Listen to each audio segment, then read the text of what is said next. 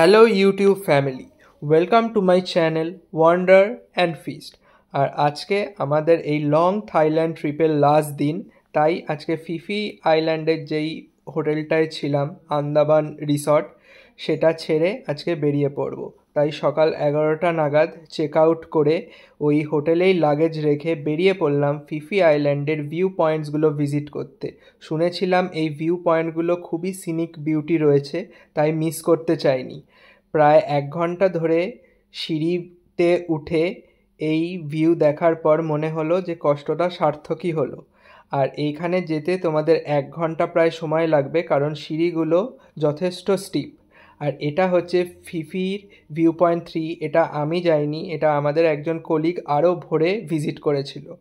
তারপর আমরা এবার ফিরবো ফুকেটের পিয়ারে, রাসাডা পিয়ার বলে, তার জন্য ফিফি আইল্যান্ড থেকে এই ফেরি করে আমরা যাব। এই ফেরিতে মোটামুটি সময় লাগে 4 ঘন্টা মতন।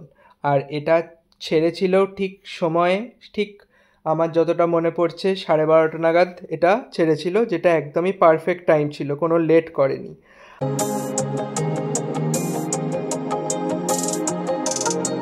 ফেরির কিছুক্ষণ নিচে সিটিং এরিয়াতে বসে চলে এলাম ওপরে, আর ভিউটা জাস্ট ব্রেথ টেকিং। আর আমরা চলে এলাম রাসাডা পিয়ারে, কোনো লেট হয়নি কোথাও। আর এখানে আমাদের জন্য গাড়ি ওয়েট করছিল, সেটা আমাদের নিয়ে যাবে ফুকেটের ইন্টারন্যাশনাল এয়ারপোর্টে। আর আমাদের ফ্লাইট ছিল কলকাতা ফেরার ওই মাঝরাতে, তাই অনেকটাই ওয়েটিংয়ে করতে হলো আমাদের লাউঞ্জে। আর খিদেও পেয়ে গেছিলো, তাই এখান থেকে নিয়েছিলাম সাবওয়ে থেকে একটা সাবের কম্বো ছিল, ফ্রেঞ্চ ফ্রাইজ, কুকি, একটা সাব আর একটা সফট ড্রিঙ্কস। প্রাইস নিয়েছিল প্রায় ইন্ডিয়ান রুপিজে 800, one of the costliest sub. আর এটার এত প্রাইস হওয়ার একটাই কারণ যে এয়ারপোর্টের মধ্যে থেকে নেওয়া হয়েছে।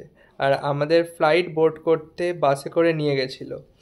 আর আমাদের ফ্লাইটও ঠিকঠাক টাইমেই ছিল, কোনো ডিলে ছিল না। আর ফুকেট থেকে কলকাতা ফিরতে 3 ঘন্টা মতন সময় লাগে। আর কলকাতা ফিরে বেশ ভালোও লাগছিল, বাট থাইল্যান্ডকেও মিস করছিলাম, কারণ প্রায় 10 দিনের মতন ওখানে ছিলাম।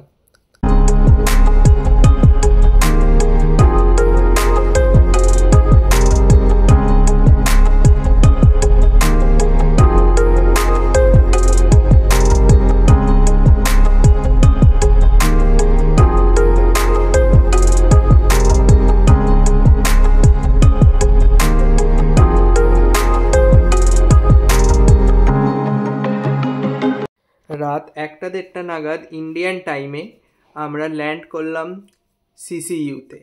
আর এখানে আবার ইমিগ্রেশন কমপ্লিট করে এবার বাড়ি যাওয়ার পালা।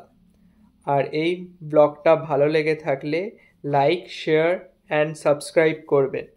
আর নেক্সট ট্রিপের ভিডিও তাড়াতাড়ি আসছে। বাই।